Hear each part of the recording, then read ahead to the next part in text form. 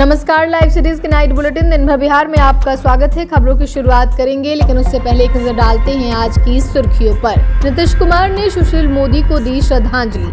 IRCTC घोटाले में Delhi high court से लालू यादव को राहत नहीं। मेरे हिसाब से काम करो वरना वीआरएस लें, विजय सिन्हा की चेतावनी। बिहार में 7.50 लाख करोड़ का निवेश, सम्राट ने कहा पीएम की विशेष नजर।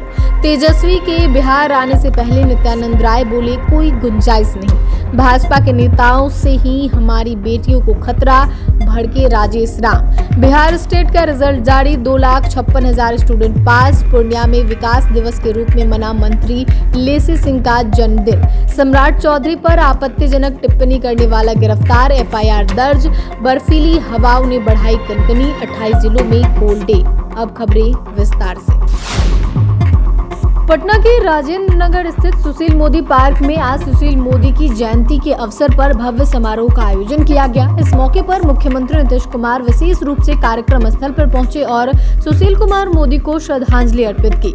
मुख्यमंत्री ने उनकी प्रतिमा का विधिवत अनावरण किया, जिसके बाद पूरे परिसर में सुशील मोदी अमर रहे के नारे गूंज उठे। कार्यक्रम के दौरान मुख्यमंत्री नीतीश कुमार ने सुशील मोदी के राजनीतिक, सामाजिक और सार्वजनिक जीवन पर प्रकाश डालते हुए कहा कि उन्होंने बिहार की राजनीति को नई दिशा देने में अहम भूमिका निभाई। उनका जीवन सादगी, ईमानदारी और जनसेवा का प्रतीक रहा है, जिसे आने वाली पीढ़ियां सदैव याद रखेंगी। इस अवसर पर बिहार विधानसभा अध्यक्ष प्रेम कुमार भी मौजूद रहे। साथ ही बीजेपी प्रदेश अध्यक्ष संजय सरावगी, उप मुख्यमंत्री सम्राट चौधरी और विजय सिन्हा समेत पार्टी के कई वरिष्ठ नेता और कार्यकर्ता कार्यक्रम में शामिल हुए। आईआरसीटीसी घोटाले से जुड़े मामले में बिहार के पूर्व मुख्यमंत्री लालू प्रसाद यादव की याचिका पर आज दिल्ली हाई कोर्ट में सुनवाई हुई। कोर्ट ने लालू यादव की याचिका पर निचली अदालत के आदेश पर रोक लगाने से इनकार कर दिया। उच्च न्यायालय ने सीबीआई को जवाब दाखिल करने को कहा है। अगली सुनवाई 14 जनवरी को होगी। बता दें कि लालू यादव ने निचली अदालत के उस आदेश को चुनौती दी है जिसमें उनके खिलाफ आरोप तय किए गए थे। दिल्ली की राउज एवेन्यू कोर्ट ने 13 अक्टूबर को लालू राबड़ी और तेजस्वी यादव को आईआरसीटीसी घोटाले में आरोपी माना है। मामला उस समय का है जब लालू प्रसाद यादव केंद्र सरकार में रेल मंत्री थे। आरोप है कि उनके कार्यकाल के दौरान आईआरसीटीसी के अधीन कुछ होटलों और उनसे जुड़ी जमीन पर निजी कंपनियों को नियमों की अनदेखी करते हुए पट्टे पर दिया गया। जांच एजेंसी का दावा है कि इस प्रक्रिया में पारदर्शिता का पालन नहीं किया गया और इससे कुछ निजी कंपनियों को अनुचित फायदा पहुंचाया। बिहार के उप मुख्यमंत्री और राजस्व एवं भूमि सुधार विभाग के मंत्री विजय सिन्हा ने अधिकारियों को सख्त चेतावनी दी है। उन्होंने कहा है कि यदि अधिकारियों को काम करना है तो उनके हिसाब से काम करना होगा, वरना वो नौकरी छोड़ दे। विजय सिन्हा ने अधिकारियों को कहा है कि अगर वो उनके हिसाब से काम नहीं कर सकते तो फिर वीआरएस ले ले और घर बैठे। दरअसल भागलपुर में जनसंवाद के दौरान विजय सिन्हा ने अधिकारियों को अल्टीमेटम दे दिया है। विजय सिन्हा ने कहा कि मेरे हिसाब से काम करो। विजय सिन्हा के इस आदेश से अधिकारियों में हड़कंप मच गया। विजय सिन्हा ने साफ कर दिया कि वो अब किसी भी प्रकार की लापरवाही और मनमानी बर्दाश्त नहीं करेंगे। विजय सिन्हा ने अधिकारियों को चेतावनी दी है, साथ ही सलाह दी है कि अगर उन्हें नौकरी में बने रहना है तो उनके हिसाब से काम करें। प्रधानमंत्री नरेंद्र मोदी ने हाल ही में मुख्य सचिवों के साथ देश भर में चल रही बड़ी परियोजनाओं की समीक्षा की है। इस पर आज उप मुख्यमंत्री सम्राट चौधरी ने प्रेस कॉन्फ्रेंस कर कहा कि इसमें बिहार की परियोजनाओं की भी प्रगति की समीक्षा की गई। उन्होंने बताया कि बिहार में 7.50 लाख करोड़ रुपए का निवेश चल रहा है। राज्य सरकार ने पूरा सहयोग करके इनमें से 96% परियोजनाओं की बाधा दूर कर ली है। उन्होंने रेलवे, सड़क, टेलीकॉम, पावर सेक्टर समेत विभिन्न विभागों में चल रही परियोजनाओं और निवेश के बारे में जानकारी दी। रेलवे की 38 परियोजनाओं के लिए 1,28,484 करोड़ रुपए की परियोजना चल रही है। रोड ट्रांसपोर्ट में 124 परियोजनाओं में 97,864 करोड़ रुपए का निवेश बिहार में हुआ है। नेता प्रतिपक्ष तेजस्वी यादव का यूरोप यात्रा का एक वीडियो वायरल हो रहा है, जिसमें वह टी शर्ट और नीला रंग का चश्मा लगाए हुए हैं, जिसपे केंद्रीय मंत्री नित्यानंद राय ने कहा कि यूरोप यात्रा पर गए थे और बिहार में उनकी कोई गुंजाइश नहीं है। जिस विद्यालय से उन्होंने शिक्षा ली वहाँ कहा जाता था कि बिजली अगर गांव-गांव तक पहुंचेगी तो करंट मार देगा, मतलब बिजली को तेजस्वी यादव ने खतरा बताया। सड़क अच्छी बन जाएगी तो एक्सीडेंट हो जाएगा।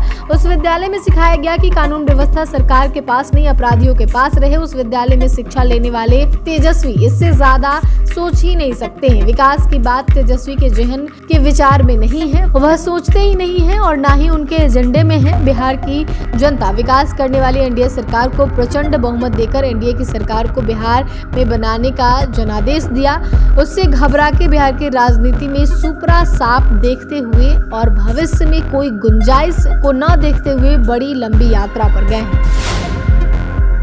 बिहार के लड़कियों पर अभद्र टिप्पणी करने वाले उत्तराखंड सरकार के मंत्री पति गिरधारी लाल साहू पर कांग्रेस ने निशाना साधा है। बिहार कांग्रेस के प्रदेश अध्यक्ष राजेश राम ने उन पर जोरदार हमला बोला। राजेश राम ने कहा कि महिला सशक्तिकरण विभाग की मंत्री के लफंगे पति ने बिहार के बेटियों पर बोली लगाने का काम किया। उन्होंने पूरे बिहार की महिलाओं को अपमानित किया है। जिस व्यक्ति ने हमारे बहू बेटियों पर बोली लगाई उसके लिए लफंगा शब्द बहुत छोटा है। हमारे बिहार की बेटियां पूरे देश में राज करती हैं। बिहार की महिलाएं हर मायने में सक्षम हैं, उनमें बहुत ताकत है। कांग्रेस प्रदेश अध्यक्ष ने आगे कहा कि मैं प्रधानमंत्री का एक वक्तव्य याद दिलाना चाहता हूं, जिसमें उन्होंने कहा था कि बेटी पढ़ाओ बेटी बचाओ, मगर अब यह स्पष्ट हो गया है कि भाजपा के नेताओं से ही हमारी बेटियों को खतरा है। मैं यह पूछना चाह रहा हूं कि आज बिहार की बेटियों पर बोली लगाई गई है तो प्रधानमंत्री को नींद कैसे आ रही है। बीएसईबी ने आज स्टेट 2025 का रिजल्ट जारी कर दिया है। पेपर 1 और पेपर 2 मिलाकर कुल 4,42,000 अभ्यर्थियों ने एग्जाम दिए थे, जिनमें से 2,56,000 अभ्यर्थी पास हुए। स्टेट 2025 की परीक्षा पेपर 1 और पेपर 2 मिलाकर 2 चरणों में हुई थी। पेपर 1 में क्लास 9 to 10 के लिए 2,46,000 कैंडिडेट परीक्षा में शामिल हुए, जिनमें से 1,54,000 परीक्षार्थी पास हुए हैं। पेपर 1 का रिजल्ट 62% है, वहीं पेपर 2 में क्लास 11 और 12 के लिए 1,95,000 परीक्षार्थियों ने एग्जाम दिए थे, जिनमें से 1,02,000 स्टूडेंट पास हुए हैं। इनका रिजल्ट 52% रहा। बीएसईबी के अध्यक्ष आनंद किशोर के मुताबिक दोनों पेपर मिलाकर 57% स्टूडेंट्स पास हुए, जबकि पिछली बार 70.25% कैंडिडेट पास हुए थे, यानी कि पिछली बार के मुकाबले करीब 13% कम रिजल्ट हुए हैं। स्टेट परीक्षा की मांग को लेकर 2 बार अभ्यर्थियों पर लाठीचार्ज भी हो चुका था। बिहार सरकार के खाद्य और उपभोक्ता संरक्षण मंत्री लेसी सिंह का आज जन्मदिन मनाया गया, जहां आदिवासी समाज के बच्चों को पढ़ाई के सामान के साथ केक काटकर जन्मदिन मनाया गया। जेडीयू कार्यकर्ता इसे विकास दिवस के रूप में मनाकर शहर से लेकर प्रखंड तक सामाजिक सौहार्द से जुड़े कार्यक्रम आयोजित किए जा रहे। इसमें सैकड़ों कार्यकर्ता शामिल हुए। इस अवसर पर आदिवासी समाज के बच्चों ने केक काटकर जन्मदिन को मनाया। जेडीयू कार्यकर्ता सबसे पहले पॉलिटेक्निक चौक के समीप स्थित वृद्धाश्रम पहुंचे। बुजुर्गों के बीच मंत्री लेसी सिंह का जन्मदिन मनाया। करीब 100 बुजुर्गों को ठंड से बचाव के लिए ऊनी वस्त्र भेंट किए गए, साथ ही फल और बिस्किट भी वितरित किया गया। वृद्धाश्रम के बुजुर्ग काफी भावुक और प्रसन्न नजर आए। उन्होंने मंत्री को आशीर्वाद दिया। पटना के विशाल मेगा मार्ट में बीते दिनों बिहार के डिप्टी सीएम और गृह मंत्री सम्राट चौधरी का नाम लेकर एक युवक की पिटाई का वीडियो वायरल हुआ था। इस मामले में पुलिस ने युवक से मारपीट और गाली गलौज करने वाले दोनों आरोपियों को पकड़ लिया है। पुलिस दोनों आरोपियों से घटना को लेकर पूछताछ कर रही है। दोनों आरोपियों का नाम राशिद इकबाल और गोरख गिरी है। राशिद सब्जीबाग पीरबहोर और गोरख गिरी विग्रहपुर का रहने वाला है। दोनों विशाल मेगा मार्ट में काम करते थे। हालांकि पूछताछ में पता चला कि राशिद को बीच में मॉल प्रबंधन ने निकाल दिया था। फिलहाल वह सप्लायर के तौर पर काम कर रहा था। यह वीडियो 31 दिसंबर का बताया जा रहा है। सिटी एसपी परिचय कुमार ने बताया कि पुलिस ने अपने बयान पर दोनों आरोपियों के खिलाफ एफआईआर दर्ज की है। साथ ही दोनों को धारा 41 के तहत नोटिस देकर छोड़ दिया गया है। पीड़ित युवक की खोजबीन की जा रही है। पहाड़ों पर बर्फबारी ने बिहार में कड़ाके की ठंड ला दी है। पटना समेत राज्य भर के 12 से 15 किलोमीटर प्रति घंटे की रफ्तार से ठंडी पछुआ हवा चल रही है। कड़ाके की ठंड और घने कोहरे ने जनजीवन को प्रभावित कर दिया है। मौसम विज्ञान केंद्र ने आज यानी सोमवार को प्रदेश के 28 जिलों में कोल्ड डे और घने कोहरे का ऑरेंज अलर्ट जारी किया है। वहीं 10 जिलों में हल्के कोहरे का येलो अलर्ट जारी किया गया है। मौसम विज्ञान केंद्र के अनुसार न्यूनतम तापमान में गिरावट दर्ज की जाएगी। इसी कारण अभी प्रदेश के लोगों को ठंड से राहत मिलने की संभावना नहीं है। 2 दिन फिलहाल यही स्थिति रहेगी। कोहरे के कारण रविवार को पटना से 1 जोड़ी फ्लाइट कैंसिल रही, जबकि 14 लेट से आई। वहीं 16 ट्रेनें भी लेट रही। मौसम विज्ञान केंद्र ने प्रदेश के 28 जिलों में घने कोहरे को लेकर ऑरेंज अलर्ट जारी किया है।